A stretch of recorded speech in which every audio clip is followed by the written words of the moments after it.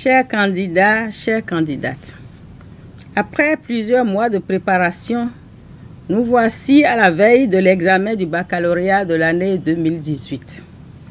Les rapports qui sont parvenus de tous les départements à mon collègue de l'enseignement secondaire, technique et de la formation professionnelle, ainsi qu'à moi-même, indiquent que, malgré les perturbations de cette année académique, les enseignants ont donné le maximum d'eux-mêmes pour terminer les programmes, et cela avec l'aide des inspecteurs et des conseillers pédagogiques.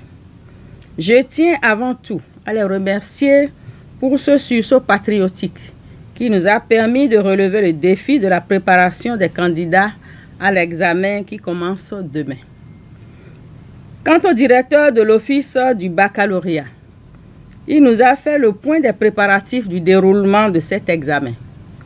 Au nombre des informations qu'il nous a communiquées, on notera que 106 499 candidats, dont 35 789 filles, soit 33,60%, sont appelés à composer. Au cours de la visite de travail que j'ai rendue à l'office du baccalauréat le mercredi 11 juillet 2018, j'ai pu me rendre compte que tout était prêt à ce niveau pour que l'examen se déroule dans de bonnes conditions.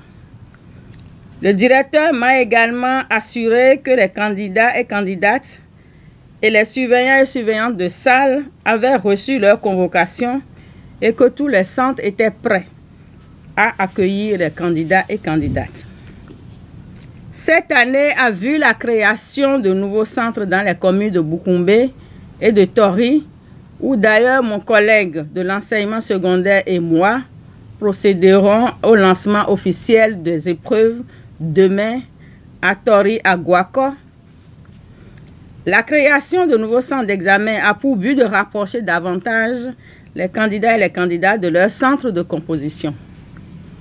Je voudrais profiter de cette occasion pour inviter tous les 588 chefs et superviseurs de centres de composition, les 7 718 surveillants et surveillantes des 147 centres de composition, les 6 888 correcteurs, contrôleurs et présidents de commissions de correction, les forces de sécurité publique et tous ceux qui, à divers niveaux, sont impliqués dans l'organisation de cet examen à accomplir leur travail de manière rigoureuse, dans le strict respect des règles de leurs missions respectives.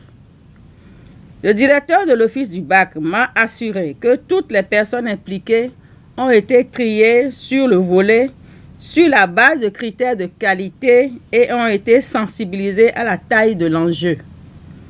Je compte sur la conscience de chacun et de chacune et sur leur responsabilité collective de nous tous pour conserver au baccalauréat béninois le flambeau de la crédibilité et le label de qualité qui fait notre fierté dans la sous-région. C'est le lieu de remercier l'état-major des forces armées béninoises pour leur assistance habituelle dans le transport et la sécurisation du matériel lourd et sensible.